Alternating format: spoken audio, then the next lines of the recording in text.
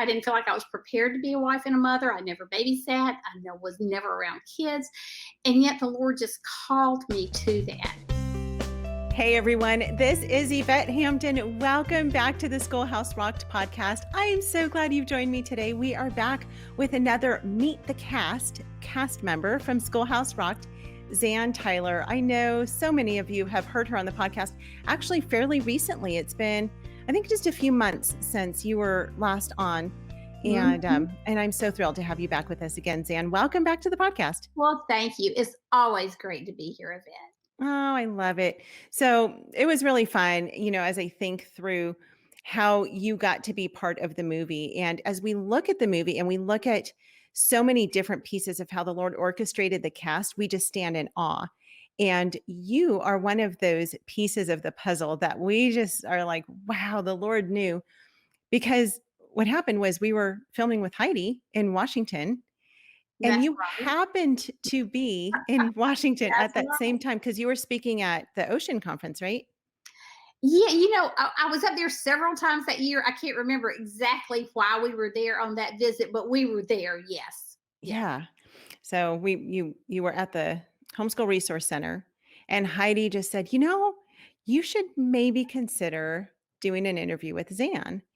And I don't even know that we were filming that day because I wasn't even in my like filming clothes. Like in the movie, I'm actually wearing just like a long sleeve t-shirt. And Uh-huh. so I wasn't in the normal clothes that I would wear, while we were filming. And so we actually sat down with you to record a podcast episode, That's right. not really with the intention of it making it into the movie, but we filmed it. And that ended up being one of the most important parts of Schoolhouse Rocked. And we are so grateful that the Lord orchestrated that meeting, had you there when he had you, and then had you share your story that really, really became a very powerful part of the narrative of the movie. Well, thank you, Yvette. That was really a special God appointed morning, wasn't it? It was so great to meet you and Garrett because we had never met before. I Right, think we met the night before right. at an event at Heidi's house and then got to spend a little bit of time. It was great at the Resource Center. And I'm so privileged and thrilled to be a part of the movie. And I've watched it and I've seen the whole story unfold. I think it's just such a powerful message for our culture today, and you do such a great job in the movie of dispelling myths about Yeah. homeschooling, being the myth buster. And, Yeah. can parents do it? Yes. Or your kid's going to be weird? No. Just how it was just, you just did a really great job of disarming our fears, I guess is a good way to put it. Well, thank you. I would love to take credit for all of that, but I can honestly say it's all by the grace of God. And Yeah. we always say by his grace and for his glory. I mean, it just is amazing, like with your story. So anyway, introduce us really quickly for those maybe who didn't listen to your last episode. Tell us who you are, tell us about your family, Oh, and then we're going to talk about a topic today that is one that most homeschool moms deal with, and that's the topic of marriage. okay. And it's a big part of the homeschooling world. And so I would love for you to bring us some marriage encouragement. Well, Joe and I just celebrated our 44th anniversary. Wow. So it's on my mind right now. And so that's great. We have three children that are all grown. We've got seven grandchildren, and the five that are school age are being homeschooled. And those five are all in town with us. So we love it. They actually, four of them actually attend a co op. Joe and I started back in the 90s. And they're part of our state organization that we started in the 90s.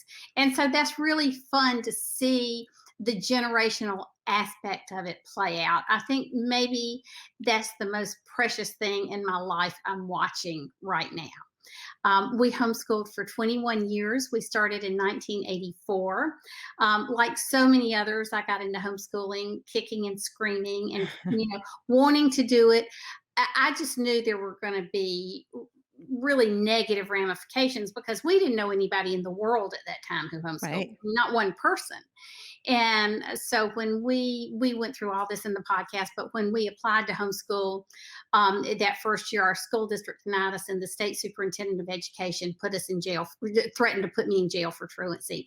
And so we just had an 8-year journey in the legislature and the court system, getting good homeschool laws passed and founding an organization where people in South Carolina could homeschool outside the public school district Yeah. sector. So, it's been quite a journey. And we loved homeschooling, and we loved that time with our kids, and we even loved the freedom fighting aspect of it, especially sometimes in retrospect, because we can see God's great hand in all of the amazing things he did. And we had a lot of help, Mike Ferris and others at HSLDA. And it just, it's just been a great way to spend a life.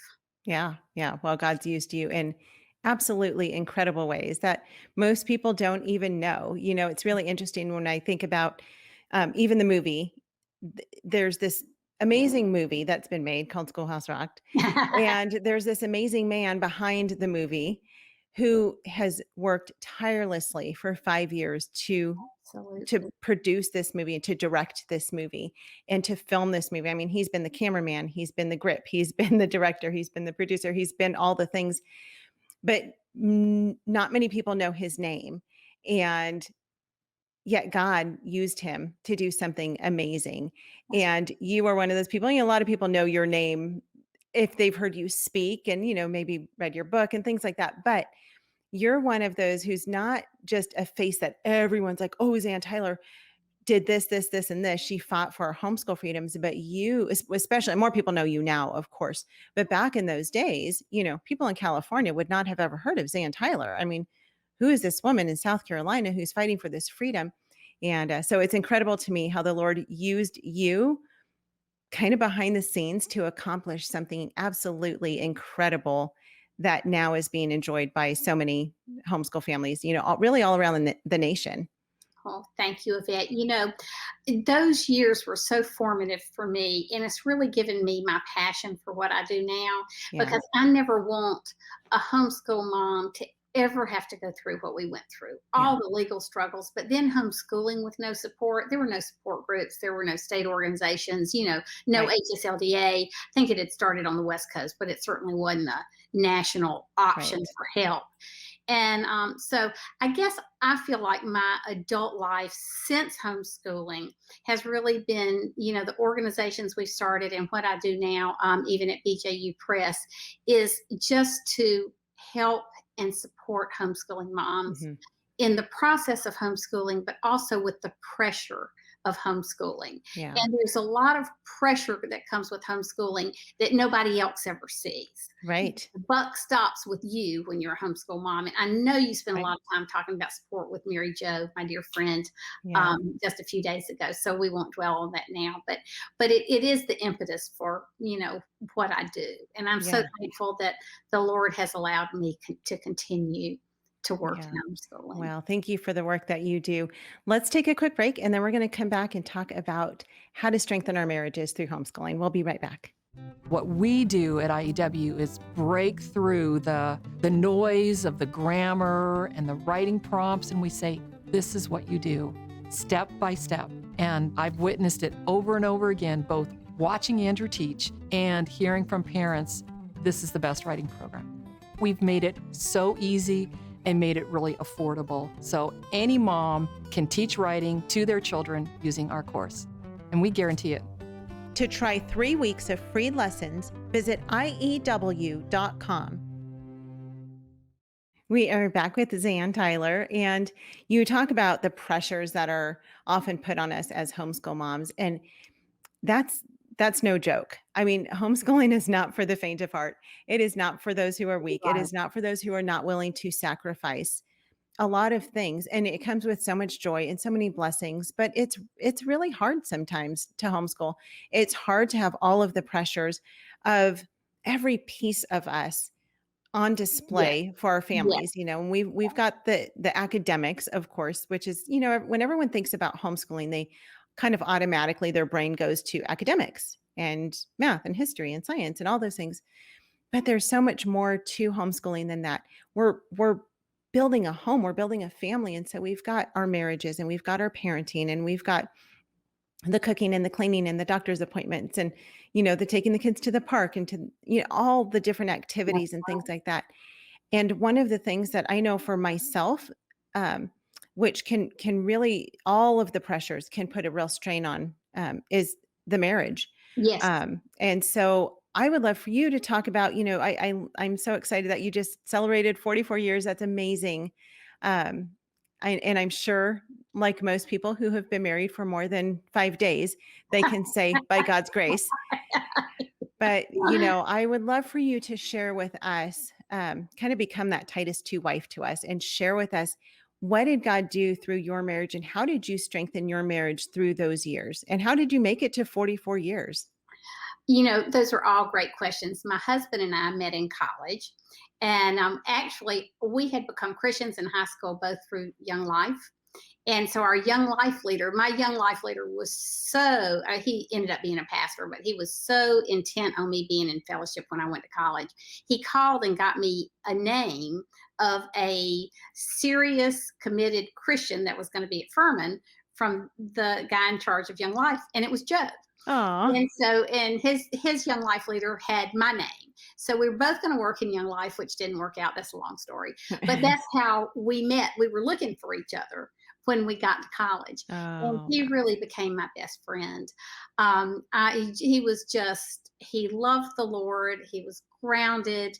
I'm this like up and down person, and I'm either excited or in the depths. And Joe is this steady person, which is great because I need that in my life.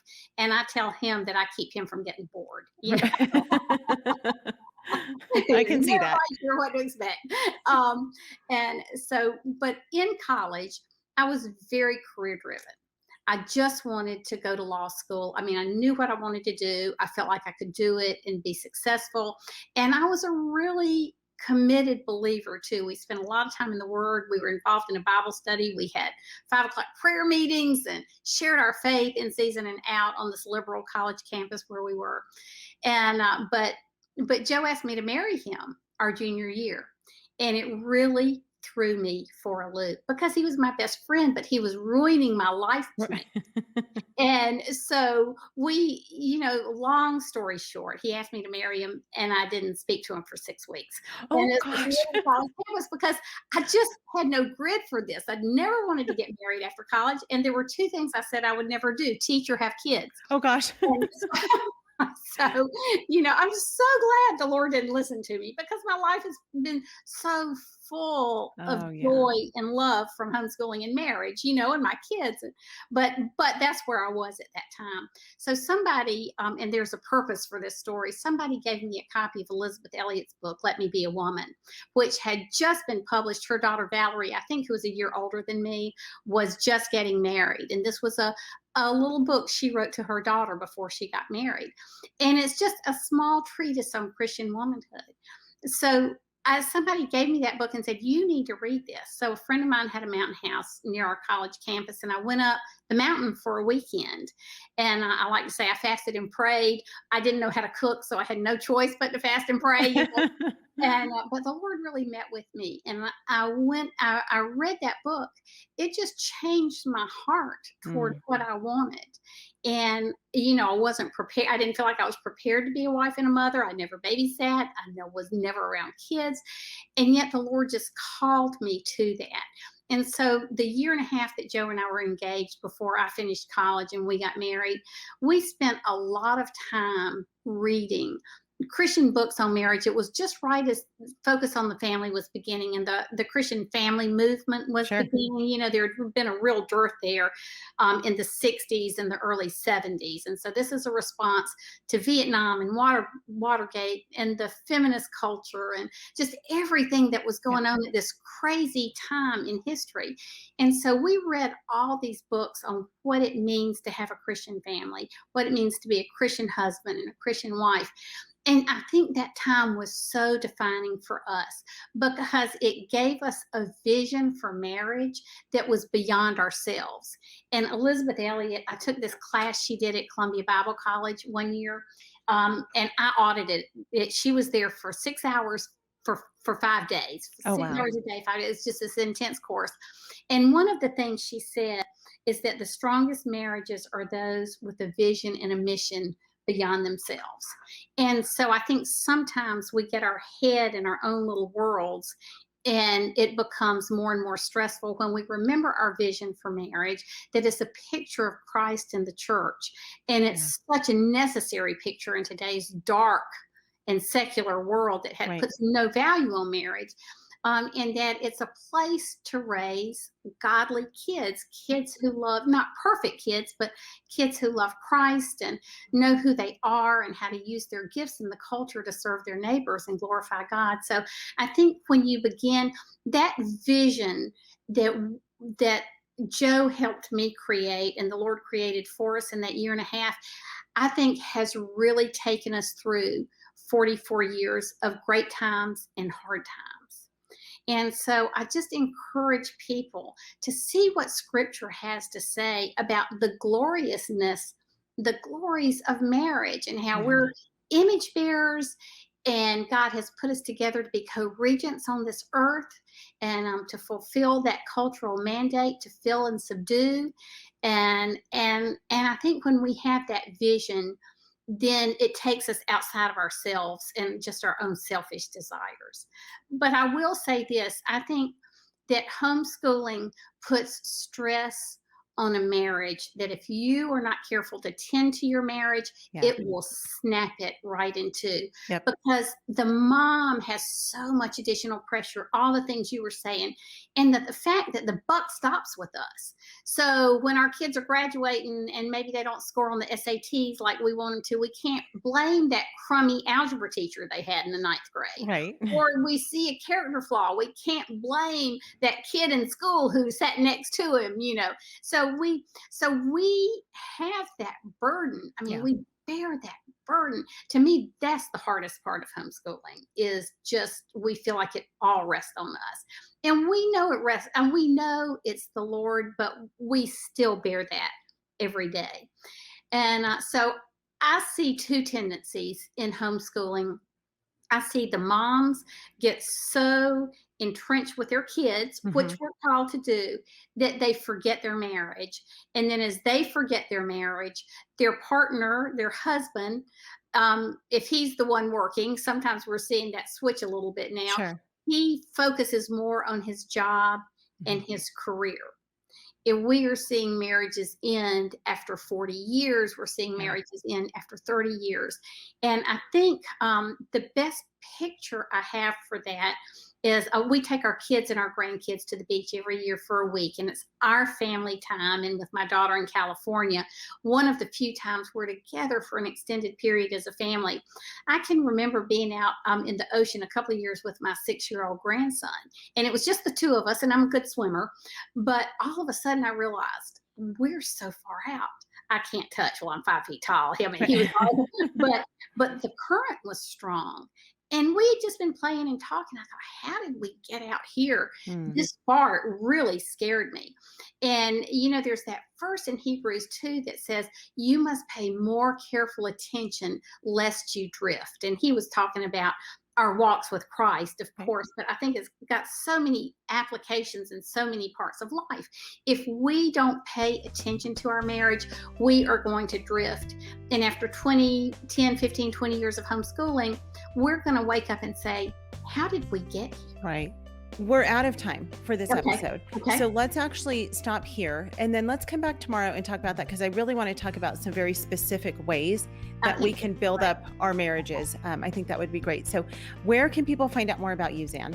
At my website, zantyler.com. Okay. And I am on Facebook intermittently. It's a New Year's resolution every year. So Oh my goodness, isn't it for everybody? So, well, thank you so much, Zan. We will be back with everyone on Wednesday. We're going to continue this conversation and bring some very specific advice on how we can strengthen and build up our marriages and keep them as one of our priorities in life as homeschool moms. So thank you so much. We'll see you guys back here on Wednesday. Talk to you then. Bye.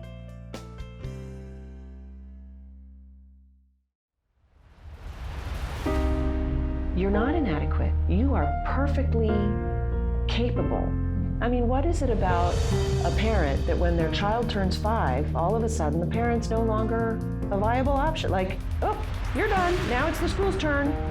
I think the quality of education has steadily deteriorated in America. There is an agenda to steal our children. You feel inadequate because you've been taught by our school system that you're inadequate.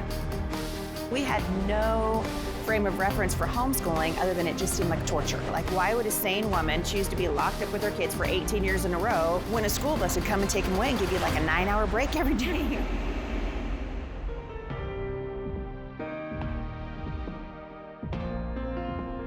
No one knows your child better than you do, and no one loves your child more than you do. And homeschooling changes the game on everything. Homeschooling allows us to say to the child, what sort of life do you want? What sort of God-given dreams, talents, and abilities is he speaking into you? When we think about classroom education and we ask what makes for good education, almost every professional educator will say low student-teacher ratio, teachers who care, good methods, good curriculum. Well, in homeschooling, you get the best of all of those things. What we discovered is that it's very efficient to homeschool. You have the person who knows the student the best. You have the ability to customize the curriculum around the student. You have a great student-teacher ratio. And I realized I am accomplishing with Sierra in 25 minutes to an hour every day what is taking the school system 8 hours a day, 5 days a week to accomplish with my older daughter. I loved watching the light bulb come on and watching her want to sit down and read with me. And I loved spending time with her. There are just so many benefits, including being able to have a relationship with your own children. Continue doing what you're doing. Don't give up, because I do believe that homeschool moms are America's greatest heroes.